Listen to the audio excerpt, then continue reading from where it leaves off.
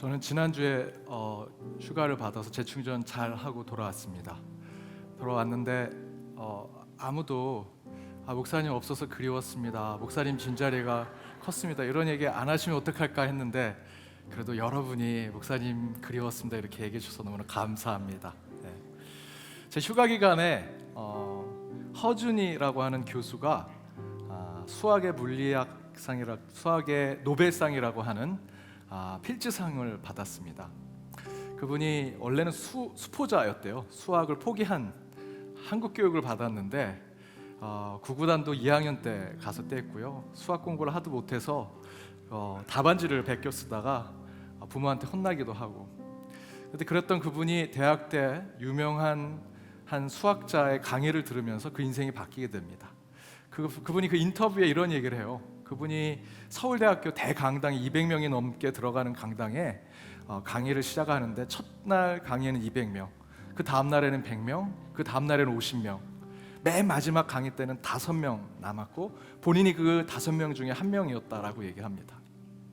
서울대 수학과 천문학, 물리학, 우리나라에서 제일 똑똑한 친구들이 모여서 세계적으로 유명한 수학자가 강의하는 곳에 무슨 얘기 하나 한번 가서 들어보려고 갔는데 들어보니 별게 없네 하면서 떨어져 나가면서 200명 중에 195명은 들어도 별 소용없어, 나보다 더 잘하는 강의는 아닌 것 같아 라고 하면서 강의를 떠났지만 끝까지 남아있던 그분들이 천재라서 남아있었던 것이 아니라 그래도 그 강의를 한번 들어보겠다 했던 그 5명, 자기 잘난 맛에 살았던 195명은 그 가운데 수학의 노벨상의 필즈상을 받은 사람은 단 1명도 없지만 천재는 아니지만 끝까지 그 자리에 남아서 그 강의를 들었던 5명 중에 1명이었던 허준이 교수는 수학의 노벨상인 필즈상을 받게 되었죠. 저는 그러한 모습이 우리 예배 또 말씀을 듣는 시간과 같다고 생각이 듭니다. 여러분, 창조적 소수는요, 천재라서 창조적 소수가 되는 것이 아니라 끝까지 남아 있어서 창조적 소수가 된다라고 저는 믿습니다.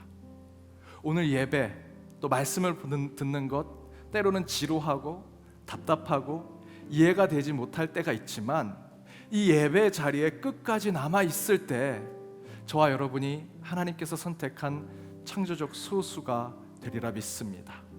오늘 그러한 창조적 소수로 주님께 인정받는 예배자로 이 자리에 서는 저와 여러분이 되기를 주님의 이름으로 축복합니다.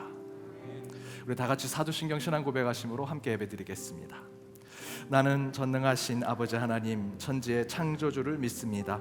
나는 그의 유일하신 아들 우리 주 예수 그리스도를 믿습니다. 그는 성령으로 잉태되어 동정녀 마리아에게서 나시고 본디오 빌라도에게 고난을 받아 십자가에 못 박혀 죽으시고 장사된 지 사흘 만에 죽은 자 가운데서 다시 살아나셨으며 하늘에 오르시어 전능하신 아버지 하나님 우편에 앉아 계시다가 거기로부터 살아있는 자와 죽은 자를 심판하러 오십니다. 나는 성령을 믿으며 거룩한 공교회와 성도의 교제와 죄를 용서받는 것과 몸의 부활과 영생을 믿습니다. 아멘. 할렐루야. 오늘 이 시간에도 우리의 참된 소망이 되시는 예수 그리스도 주님께서 우리와 함께 하시는 줄로 믿습니다. 오늘 믿음으로 주님이 우리의 반석이십니다, 참된 소망이십니다 라고 고백하시면서 나아가는 귀한 찬양의 시간 되길 소망합니다. 우리 힘차게 박수 치시면서 찬양하도록 하겠습니다.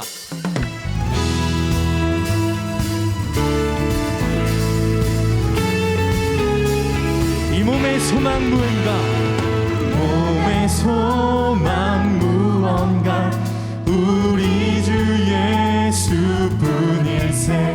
우리 주 예수 밖에는 믿으리 아주 없도다. 주 나의 반석이시니 그 위에 내가 서리라.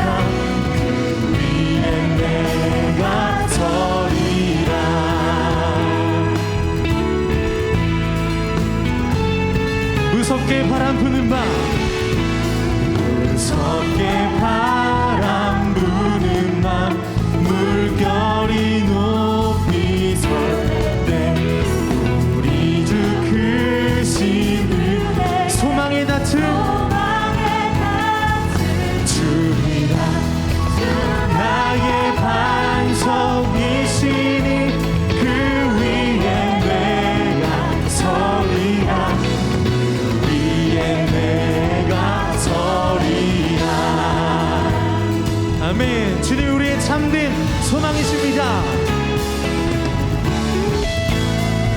세상에 믿던 모든 것 끊어질 그날 되어도 우주의 언약 미사와 내 소망도 주 나의 반석이시니 주 나의 반석이시니 그 위에 내가 서리라. 우리 한 번 더 고백하겠습니다. 주 나의 반석, 주 나의 반석이시니 그 위에 내가 서리라. 그 위에 내가 서리라. 바라던 천국 올라가, 바라던 천국 올라가 하나님 앞에 되올 때 구주의 은을 힘입어 어여지다. 주 나의 반석, 주 나의 반석이시니 그 위에 내가 서리라. 그 위에 내가 주 나의 반석, 그 위에 믿음으로 내가 서길 원합니다. 주님 서리라. 자, 우리 믿음으로 한 번 더 선포하며 고백합시다. 주 나의 반석이시니 그 위에 내가 서리라. 그 위에 내가 서리라.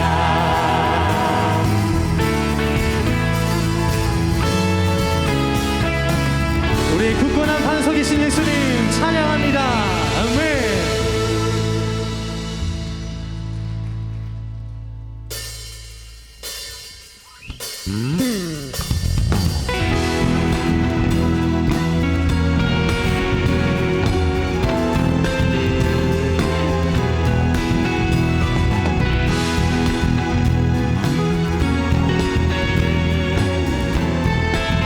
옳은 길 따르라, 옳은 길 따르라. 의의 길, 세계 만민이 참된 길, 이 길 따라서 살기를 온 세계에 전하세.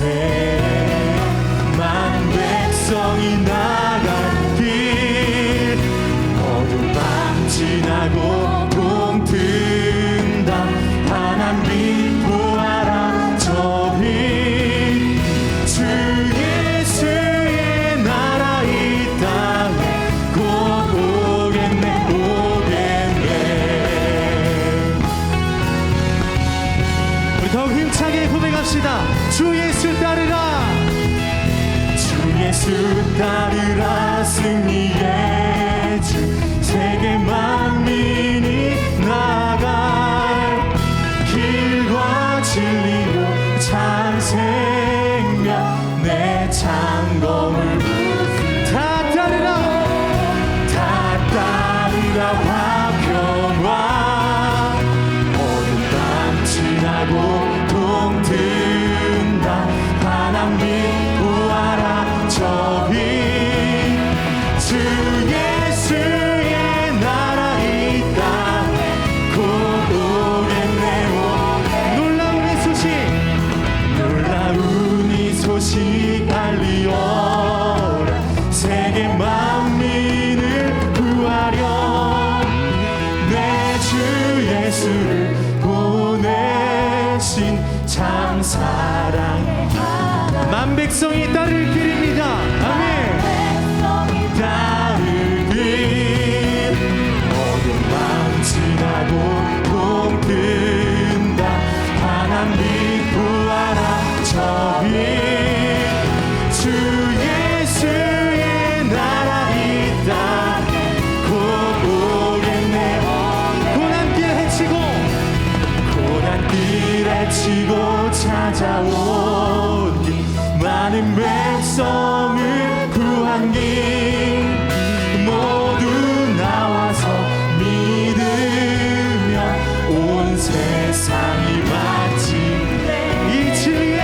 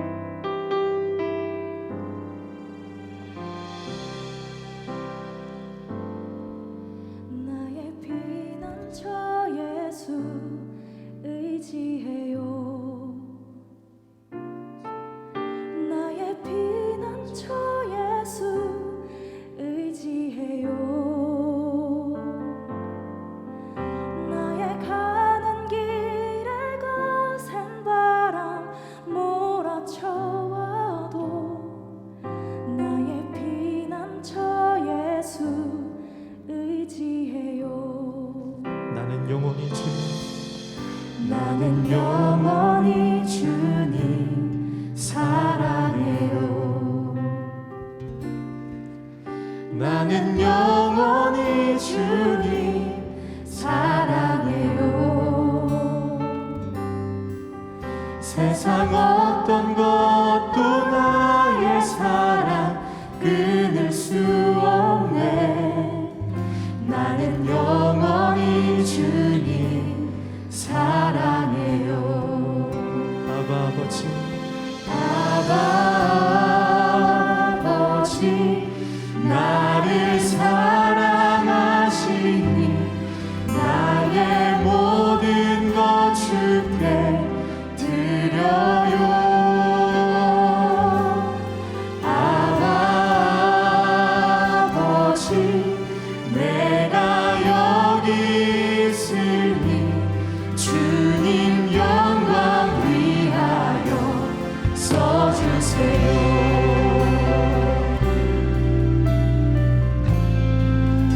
우리 피난처가 되시는 예수님, 그분의 이름을 고백하며 나아갑시다. 나의 피난처 예수, 나의 피난처 예수 의지해요. 나의 피난처 예수 의지해요.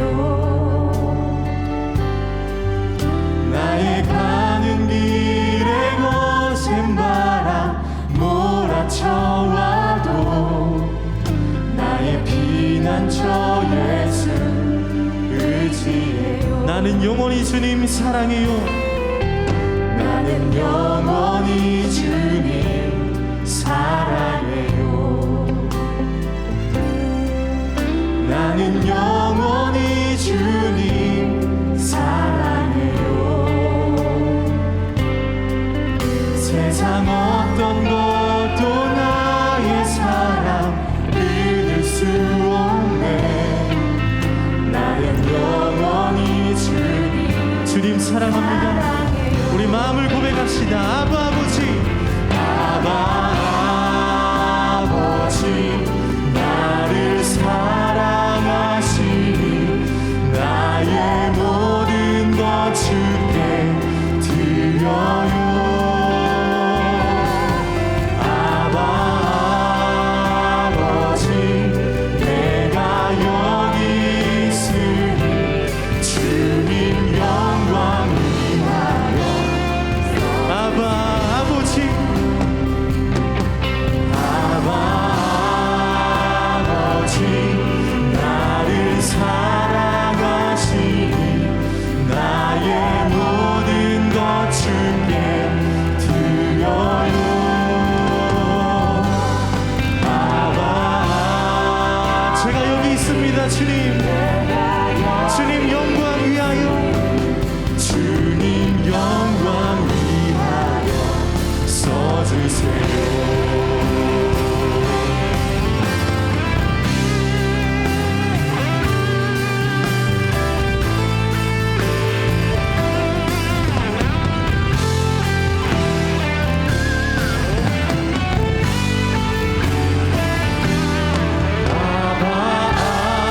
아버지 나를 사랑하시니 나의 모든 것 주께 드려요.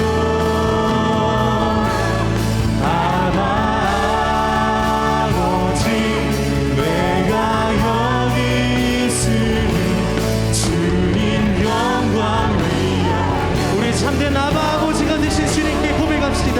아바 아버지, 아바 아버지 나를 사랑하시니 나의 모든 것 주께 드려요. 아바 아버지 내가 여기 있으니 주님 영광 위하여 써주세요. 주님 교회 위하여, 주님 교회 위하여 써주세요. 주님 나라 위하여, 주님 나라 위하여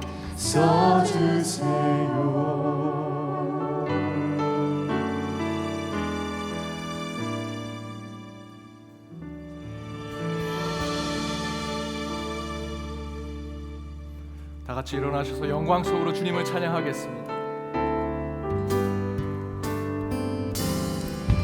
내는 주의 영광을 보내 우리 가운데 계신 주님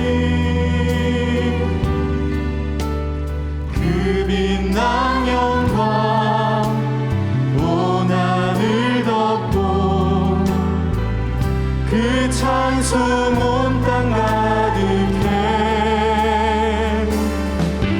내는 주의 영광을 보내 찬송 가운데 서신 주님의 얼굴은 온 세상 향하네 권능의 팔을 드셨네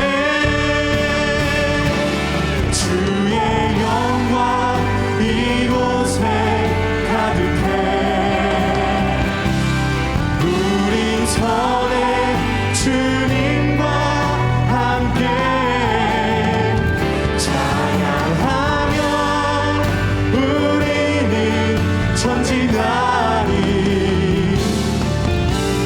모든 열방 주 볼 때까지 하늘 아버지 우리 새롭게 하사 열방 중에서 주를 섬기게 하소서 모든 나라 일어나 찬송 부르며 영광의 주님을 보게 하소서 주의 영광 이곳에 가득해 우린 선의 주님과 함께 찬양하며 우리는 전진하리 모든 열방 주 볼 때까지 만국의 근원 하나님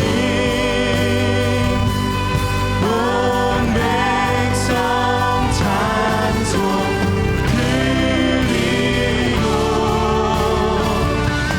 저 천사여 찬송하세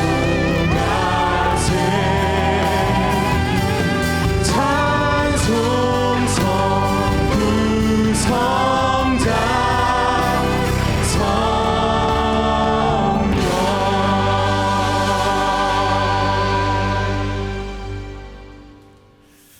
찬양 받으시기에 합당하신 하나님, 이곳 이 성전에 영광의 하나님 임재하시어 신실하게 드리는 이 예배를 세상과 구별케 하시고 예배자 한 사람 한 사람으로 선 저희 가운데 성령이여 함께하여 주옵소서.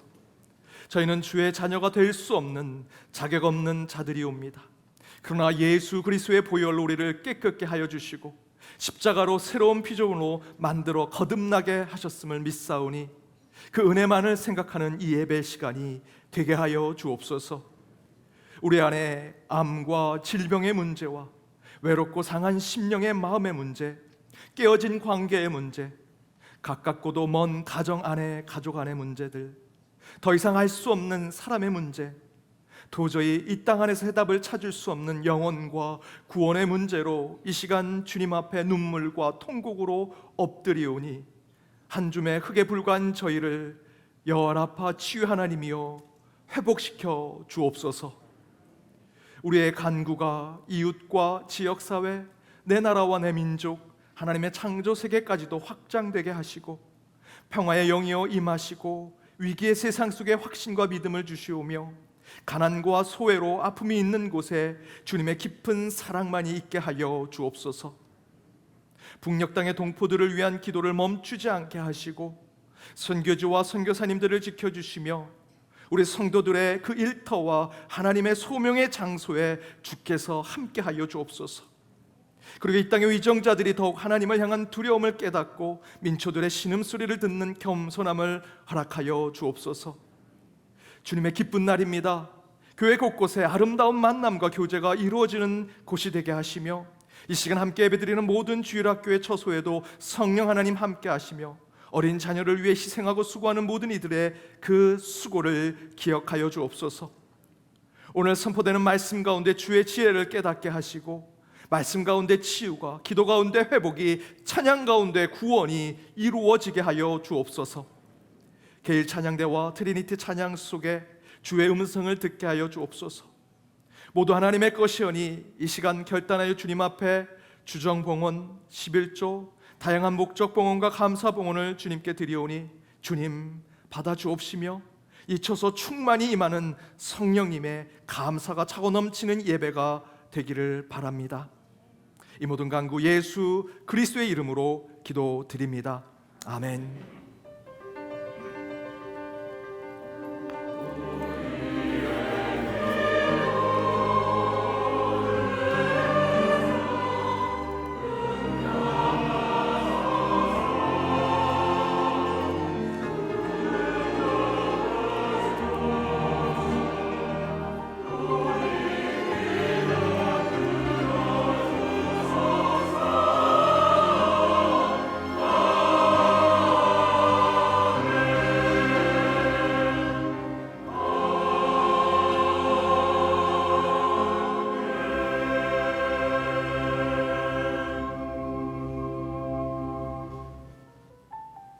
YD 뉴스 2022년 7월 17일 연동교회 소식입니다.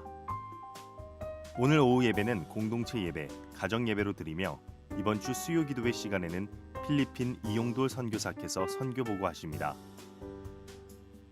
계대훈 목사께서 새로 부임합니다.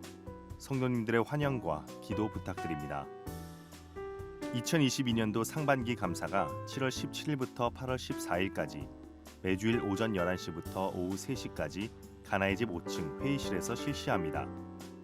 각 부서 회계는 2022년도 각 부서 예산 집행 내역을 사무처에서 확인하여 감사 자료를 작성 후 감사를 받으시기 바랍니다. 자세한 사항은 주보를 참고하시기 바랍니다. 은퇴권 사유가 이번 주 목요일 오전 11시 베들레헴 예배실에서 원래회로 모입니다. 영아 유아 유치부 성경학교가 23일 토요일과 24일 주일 양일간 교회 및 가나의 집에서 있습니다. 주니어 앙상블이 8월 14일까지 연주 단원을 모집하오니 악기로 하나님을 찬양하고 예배하고자 하는 학생들의 많은 관심과 지원 부탁드립니다. 자세한 사항은 주보를 참고하시기 바랍니다. 홍보 출판팀에서 오늘 6월 7월 연목고를 발행하여 온라인 발송 및 책자로 배포합니다. 오병이어 집과 더 게일홀에서 식음료 섭취 시를 제외하고는 마스크를 반드시 착용해 주시기 바랍니다.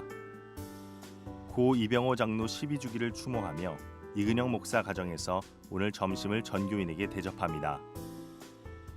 주차 안내입니다. 효재초등학교 후문 양방향 어린이 보호구역은 절대 주차 금지 구역입니다. 주일에도 집중 단속 중이니 주차 허용구역 및 대호 주차장을 이용하시기 바랍니다. 교회 내 일회용품 사용을 자제하고자 개인 텀블러 및 다회용컵 사용을 권장합니다. 녹색교회 만들기 캠페인에 성도님들의 많은 관심 부탁드립니다. 오늘도 은혜로운 주일 되시기 바랍니다. YD 뉴스. 오늘 앞에서 광고 드린 대로 교육자 새롭게 부임하신 목사님 계십니다. 계대훈 목사님의 가정입니다. 이렇게 새롭게 부임했는데요. 우리 인사할 때 환영과 축하의 박수 부탁드립니다. 인사.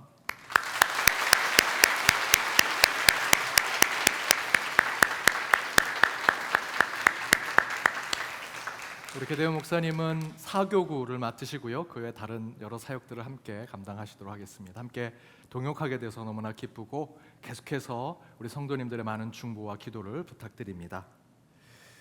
코로나19 예방 준수 사항으로 우리 오병이어의 집 구 친교실과 더 게일홀에서 음식을 잡수시거나 또 음료를 마실 때 그때만 마스크를 내려주시고요. 보통 때는 마스크를 착용하고 대화를 해주시면 감사하겠습니다. 우리 특별히 계속해서 현장 예배에 많은 분들이 찾아와 주시고 또 새롭게 교회로 오시는 분들이 계시면서 주차가 조금씩 문제가 돼서 우리 효재 초등학교 앞에 어린이 보호 구역으로 주일에도 차를 주차하시면 안 됩니다. 절대 주차 금지 구역이라 조금 어려우시더라도 우리 앞에서 안내를 해주시는 안수 집사님들의 안내를 받으셔서 저희들이 허락된 곳에 주차를 해주시면 감사하겠습니다. 가능한 우리 교회에서는 먼 곳에서 오신 분들, 차를 가지고 오신 분들의 주차를 배려하기 위해서 더 많은 준비와 또 배려를 준비하도록 하겠습니다. 우리 슬픔 당한 가정이 있습니다. 윤윤자 은퇴 장로님의 남편 되시고 고진선 집사님의 부친 되시며 차시은 집사님의 시부, 또한 고은서 성도, 고혜서 성도의 조부 되시는 고춘섭 은퇴 장로님 별세하셔서 13일 백합의 뜰에 모셨습니다. 우리 주보에는 나와 있지 않지만 우리 박문향 은퇴 권사님 남편 되신 강재성 은퇴 장로님 어제 별세하셔서 오늘 입관 예배 드립니다. 오늘 5시 30분, 교회에서는 1시 30분에 출발합니다. 내일 발인 예식이 있습니다. 오전 10시에 발인 예식이 있습니다. 교회에서는 6시에 출발합니다. 빈소는 전북대학병원 장례식장 2층 특 2호실입니다. 장지는 군산 선산입니다. 우리 슬픈 당한 가정을 위해 위로해 주시고 함께 기도해 주시기를 부탁드립니다. 오늘 우리 교회에 처음 나오신 분 계시면 손 들어 펴 주시기 바랍니다. 없으시면 좌우 앞에 있는 분들과 인사 나누도록 하겠습니다. 은혜 시간 되시기 바랍니다. 은혜 시간 되시기 바랍니다.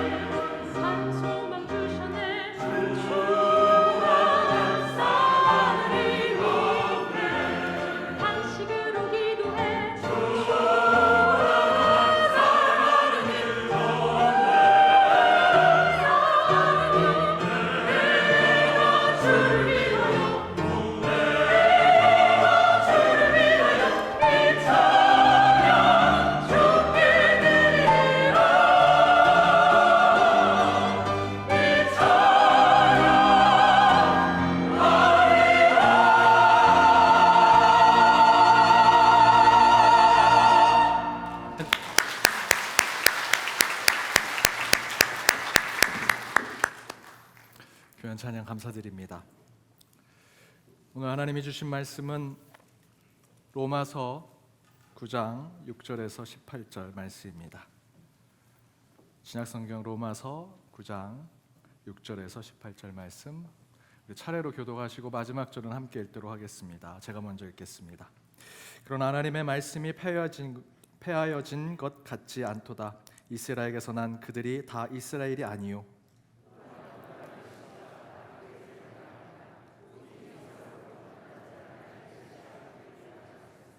곧 육신의 자녀가 하나님의 자녀가 아니요 오직 약속의 자녀가 씨로 여기심을 받느니라.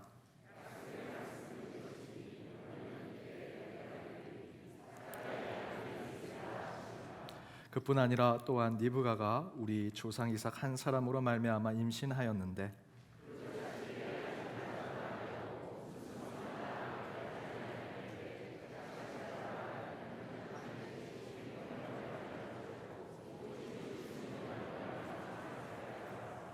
리브가에게 이르시되 큰 자가 어린 자를 섬기리라 하셨나니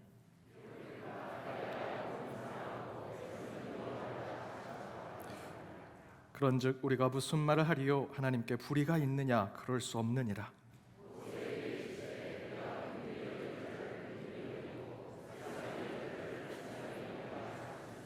그런즉 원하는 자로 말미암도 아니요 다른 백잘하는 자로 말미암도 아니요 오직 긍휼히 여기시는 하나님으로 말미암느니라.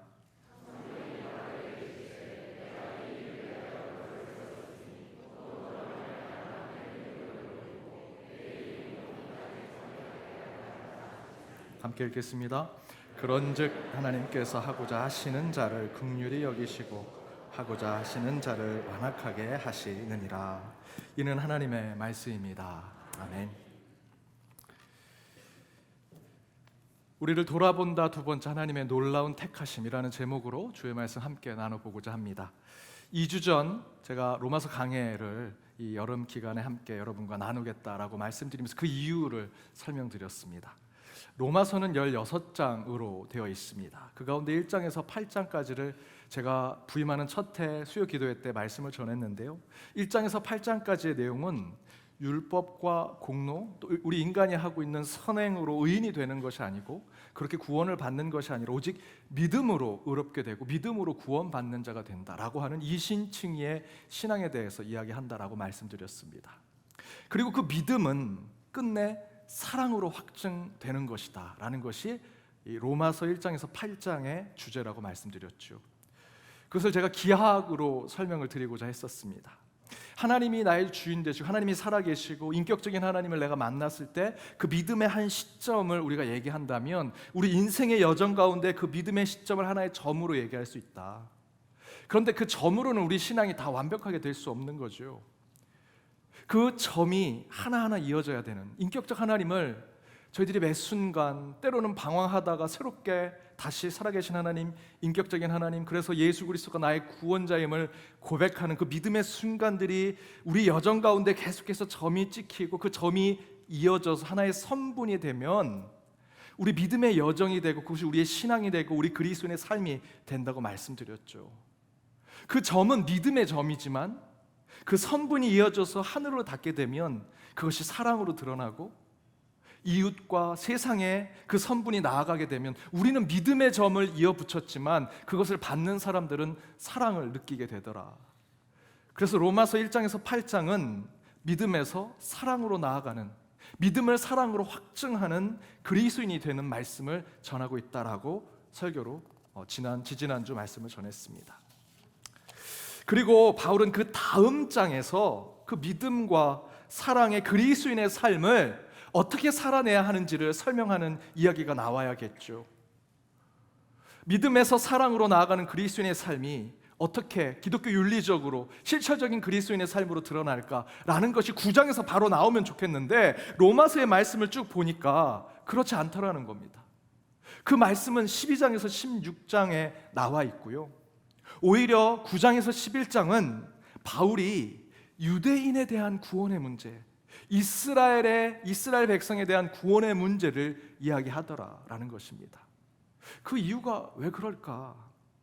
율법과 공로, 선행과 자기의 의로 구원받는다고 생각했던 이스라엘 백성들, 유대인들에 대해 바울은 자기 백성이거든요. 자기의 동포거든요. 그들을 향한 연민과 긍휼함을 가지고 있었기 때문이었습니다. 그러면서 저는 2주 전에 말씀을 전하면서 이 말씀이 지금 우리의 상황에 적용되어야 한다라고 말씀드렸습니다. 100년의 유례 없는 교회의 부흥을 경험한 것이 한국교회입니다. 21세기 한국 사회는요, 종교 인구를 조사해 봤더니 우리 기독교인이 다른 종교들보다 더 많아졌습니다. 가장 많은 종교가 기독교 인구가 되었습니다. 그 가운데 한국 사회 곳곳에 산부라고 하는 행정부, 입법부, 사법부뿐만 아니라 곳곳에 많은 한국 사회 또는 세상의 여러 집단 가운데 항상 머리에 리더 그룹에 우리 그리스도인들이 그 자리를 차지하고 있습니다. 사람들은 한국 사회가 이제 기독교 국가화 되어 가고 있다라고도 얘기합니다. 이런 세상에서 지금은 우리 기독교가 이 바울 시대에 어쩌면 자기 의에 빠져 있는 유대인과 같은 모습이 우리 교회 안에 우리 그리스도인들 모습 가운데 나타나지 않는가라는 질문을 던져야 한다라고 말씀을 전했죠. 그래서 우리의 신앙, 우리의 교회의 모습을 다시 한번 돌아봐야 한다라는 전체 주제로 로마서 9장에서 11장을 말씀을 함께 강해로 나누고자 제가 준비했다라고 말씀드렸습니다. 그러면서 지지난주 설교에서 바울의 모습을 통해 우리 그리스도인이라고 하는 정체성을 회복해야 한다라고 말씀드렸죠. 지지난주 말씀의 9장의 앞부분에 보면 바울이 자신의 모습을 이렇게 표현합니다. 3절입니다. 우리 함께 읽어보겠습니다. 나의 형제 곧 고륙의 친척을 위하여 내 자신이 저주를 받아 그리스도인에게서 끊어질지라도 원하는 바로라. 바울은 유대인들이 제 아무리 선택받은 백성이고 선민이라고 할지라도 아브라함의 피를 받고 오늘 말씀대로 그들이 육체적으로 씨를 가진 자라고 할지라도 믿음이 없으면 구원받을 수 없음을 분명하게 얘기하죠. 하지만 바울은요, 자기 민족이 잘못된 길로 가는 것에 방관하지 않습니다. 대신에 3절에서 바울은 이렇게 얘기하죠. 내 나라의 사람들, 내 민족의 백성들이 구원받을 수 있다면 내가 저주를 받더라도, 내 이름이 생명책에서 지워질지라도, 내가 지옥에 떨어질지라도 내 백성을 향해서, 내 백성의 구원을 위해서 예수 그리스도의 사랑을 그들에게 전하겠다. 이런 바울의 모습 속에서 우리는 왜 그리스도인이 되어야 하는지, 우리 그리스도인의 모습이 무엇인지를 깨닫게 한다고 말씀드렸습니다. 곧 예수 그리스도께서 십자가에서 보여주시는 나는 죽을지라도 저들을 용서하고 저들을 구원해 달라는 그리스도인들만이 보여줄 수 있는 중보자의 이 모습이 포스트 코로나 시대에 참 교회, 참 그리스도인의 모습으로 드러날 수 있다.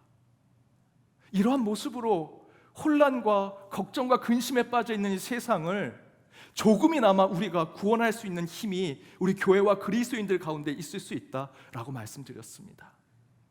그렇다면 그렇게 피를 토하는 심정으로 내 생명을 내어 줄지언정 한 생명을 구원하는 하나의 미랄이 되겠다는 그리스도인 됨의 이 신앙은 도대체 어디서 온 것일까요? 이에 대해서 오늘 본문의 11절에서는 이렇게 얘기하고 있습니다. 우리 11절을 함께 읽겠습니다. 그 자식들이 아직 나지도 아니하고 무슨 선이나 악을 행하지 아니한 때에 택하심을 따라 되는 하나님의 뜻이 행위로 말미암지 않고 오직 부르시는 이로 말미암아 서게 하려 하사. 11절 중간에 뭐라고 얘기하고 있죠? 택하심을 따라, 하나님의 택하심에 따라서. 곧 우리가 그리스도인이 된 이유, 나는 죽어도 내 가족, 내 이웃, 내 세상은 살리겠다는 그리스도인이 되고자 하는 이유는 하나님의 택하심 때문이라고 성경은 기록하고 있습니다. 우리가 생각할 때 그런 하늘나라의 사명과 책임은 우리 128년 된 이 교회의 역사와 전통이 있기 때문에 그것을 할 수 있다고 우리가 생각할 수 있죠. 아니면 헌금을 많이 모아놓은 넉넉한 물질로 세상을 구제하고 봉사할 수 있는 교회가 되었기 때문에 그 하나님 나라의 사명을 우리가 감당할 수 있다. 또는 세상의 높은 자리에 권세를 가진 자들이 교회에 많이 몰리고 있으니 이제 이 교회가 힘 있는 교회가 되었기 때문에 하나님 나라의 사명을 감당할 것이라고 저와 여러분, 우리 인간적으로는 그렇게 생각이 드는데 성경은요 그렇게 얘기하지 않습니다. 그 하나님 나라의 사명과 그 책임을 할 수 있는 것은 교회가 힘을 가지고 있고 돈을 가지고 있고 물질을 가지고 있고 그리스도인들이 지위가 높아지고 위치가 높아지고 권세 있고 선행을 많이 해서 그렇게 되는 것이 아니라 하나님이 우리를 택하셨기 때문에, 저와 여러분이 하나님의 부르심을 받았기 때문에 그렇게 할 수 있다라고 성경은 이야기합니다. 그 예로 오늘 본문에 에서와 야곱의 형제 이야기를 하죠. 에서는 미움을 받았습니다. 야곱은 사랑을 받았습니다. 이 둘 형제의 차이는 에서가 큰 잘못을 하고 야곱이 너무나 선한 일을 많이 하고 봉사를 많이 해서 그런 차이가 났다고 성경이 얘기합니까? 그런 것이 아니지요. 11절에서 이렇게 얘기합니다. 아직 태어나지도 않았고요, 선행과 공로에 따라 평가받고 심판을 받기도 전에 하나님이 야곱을 선택하시고 야곱을 택정하셨다라고 성경은 증거하죠. 그러니까 13절에 하나님이 야곱을 사랑하고 에서를 미워했다라는 것은 그들이 정말 예쁜 일을 많이 해서 사랑하고 미운 짓을 많이 해서 그들을 미워했다라는 것이 아니라 하나님이 그렇게 하기로 선택하시고 택하시고 섭리하셨다라는 것입니다. 그럼 저와 여러분은 이런 생각을 하게 되죠. 하나님 좀 불공평하신 거 아닙니까? 아니 목사님, 어떻게 하나님이 그러신 분이라고 설명하십니까? 하나님은 사랑이고 모든 걸 품어 안으시는 분인데 에서가 무슨 잘못을 했다고 에서를 미워하고 야곱을 더 사랑합니까? 야곱을 성경을 읽어보니 거짓말도 많이 하고 나쁜 짓도 더 많이 한 것 같은데 왜 에서를 선택하시고 왜 에서를 버리시고 왜 야곱을 선택하셨을까? 하나님이 좀 불공평하고 불의하신 거 아닙니까? 쉬운 질문이 아니죠. 성경의 난제 중에 하나입니다. 그런데 바울도 그런 질문을 로마 교회로부터, 아니면 이 로마 교회에 편지를 쓰는 로마서를 쓸 때 그런 질문을 받았던 것 같습니다. 14절에 보니 바로 이 야곱을 사랑하고 에서를 미워한 것에 대한 이야기를 하자마자 바울도 이렇게 얘기하죠. 하나님께 불의가 있느냐? 하나님이 불공평하다고 생각하느냐? 그럴 수 없다, 그렇지 않다 라고 바로 기록하죠. 그러면서 15절 이하에서 바울은 이렇게 얘기합니다. 표준 세번역으로 준비했습니다. 함께 읽어보겠습니다. 하나님께서 모세에게 말씀하시기를 내가 긍휼히 여길 사람을 긍휼히 여기고 불쌍히 여길 사람을 불쌍히 여기겠다 하셨습니다. 그러므로 그것은 사람의 의지나 노력에 달려있는 것이 아니라 하나님의 자비에 달려 있습니다. 잘 보셔야 됩니다. 16절 말씀 보면 15절에 말한 대로 긍휼히 여길 사람을 긍휼히 여기고 불쌍히 여길 사람을 불쌍히 여기는 것은 사람의 의지, 사람의 노력, 사람이 행하는 선행에 따른 것이 아니라 하나님의 뜻, 하나님의 선택에 달려 있다라고 성경은 그렇게 증거한 것이 여러분 중요합니다. 이 말씀의 중심은 하나님이 누구를 미워하고 누구를 사랑했다라는 것이 중심이 아니고요, 그런 결정, 그런 판단은 인간의 선행, 인간의 판단, 인간의 어떤 노력, 인간이 보여주고 있는 어떤 도덕과 윤리적인 모습에 따른 것이 아니라 하나님의 전적인 뜻, 하나님의 전적인 택하심과 하나님의 결심에 따른 것이다 라고 성경은 증거한다는 것이죠. 앞에서 말씀드린 대로 기독교의 신앙은 믿음으로 구원받는 것이라고 한다면, 그래서 인간의 공로와 인간의 수고, 우리 인간이 노력하고 선행으로 무엇인가 구원을 받으려고 하는 것이 아니라면 야곱이 선택받고 에서가 버림받았다는 사실은 야곱과 에서의 삶의 문제가 아니라 전적인 하나님의 목적, 하나님의 이유와 하나님의 섭리에 의한 것이라고 말씀드릴 수 있습니다. 따라서 이런 성경의 말씀을 기초로 우리 믿음에 대한 이야기를 한다면 여기서의 믿음은 그런 하나님의 택하심, 하나님의 섭리하심, 하나님의 뜻하심을 신뢰하는 것이 우리 기독교의 믿음입니다. 여러분, 믿음은 인간 눈에 보이는 것으로 판단하는 것이 아니고요, 전적으로 하나님의 영역을 신뢰하는 것이죠. 믿음은 보이는 것들의 실상이 보이지 않는 것들의 증거라고 얘기했습니다. 곧 믿음은 보이지 아니하는 하나님의 영역, 하나님의 섭리하심, 하나님의 계획하심을 우리가 신뢰하는 것, 그것이 믿음이죠. 지금 저 목사 양복 잘 차려입고 로만 칼라 옷 입었으니 저 목사는 천국 가겠구나. 여러분, 눈에 보는 것을 판단하셔는 안 된다라는 것이 오늘 본문의 중심적인 주제입니다. 저도 그렇게 생각했던 적이 있습니다. 가난하고 경제적으로 어렵게 살아는 그 나라의 단기 선교를 가면 저는 사실 이런 생각을 했습니다.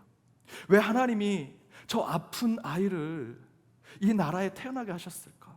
미국에 태어나거나 유럽의 선진국에 태어나거나 우리나라에만 태어났다라면 저렇게 아프지 않았을 텐데 왜 하나님이 이렇게 불공평하시지? 왜 제게는 구원을 안 베풀어 주시지? 라는 생각을 제가 했었습니다. 대학 때 단기 선교에 가서 이 질문을 그 선교지에 있는 선교사님께 질문했습니다. 그때 그 선교사님이 제게 주신 답변이 제 평생의 신앙의 해답으로 아직도 자리 잡고 있습니다. 그분이 이런 답을 주셨습니다. 저 아이는 자기가 아파도 전혀 불행하다고 생각하지 않습니다. 저 아이는 지금 선교를 통해 예수 믿고 구원받는 자가 되어 누구보다도 행복한 삶을 살고 있습니다. 그런데 왜 겉모습만 보고 구원받고 선택받았다고 생각하십니까? 그건 인간의 생각입니다. 하나님의 생각이 아닙니다. 저는 이 대답을 듣고 제 자신이 얼마나 교만한 자인지를 다시 한번 깨닫게 되었습니다. 겉모습만 보고 가난한 나라의 그 아픈 아이, 그 아이는 한쪽 팔이 소아마비였습니다. 저 아이가 한국에 가면, 선진국에 가면 고칠 수 있지 않을까라고 하는 인간적 생각을 했죠. 그래서 저 아이는 불행할 거야, 그래서 구원을 받지 못할 거야 라는 인간적 생각을 했는데요, 그 선교사님은 도리어 성경을 기초로 말씀하십니다. 너 그렇지 않아. 저 아이는 전혀 불행하지 않아. 예수를 만나고 기쁨 가운데 살고 있어. 너 생각이 잘못됐어. 저에게 그렇게 충고해 주셨습니다. 저는 단 한 번도 제가 예서라고 생각해 본 적이 없습니다. 이삭과 이스마엘 가운데 하나님이 이삭을 선택하시고 이스마엘을 버리셨죠. 그 가운데 저는 항상 이삭이라고 생각했습니다. 그 이스마엘은 흑인의 피를 갖고 있거든요. 나는 흑인이 아니야 라고 생각하면서 그렇게 버림받은 이스마엘이라고 생각해 본 적이 없습니다. 그렇게 저는 늘 선택받은 아브라함, 이삭, 야곱, 요셉, 모세, 다윗을 제 신앙에 투영해 놓고 하나님을 판단하고, 때로는요 제가 하나님 머리 위에 올라가서 하나님 왜 불공평하십니까? 하나님 왜 불의하십니까? 라고 하나님을 재단하고 하나님을 평가하는 그런 제 모습을 발견하게 됐습니다. 그런데 여러분, 오늘 본문에서 저와 여러분이 던져야 할 신앙의 질문은요, 왜 하나님은 불공평하시냐? 왜 야곱은 택하시고 에서를 버리셨느냐라고 하는 것에 왜 하나님은 불의하시냐라는 질문을 던지는 것이 아니라, 하나님이 그렇게 불공평하시고 그렇게 불의하시다는 평가를 받으시면서까지도 왜 아무런 자격 없는 이 김주용을 선택하셨을까?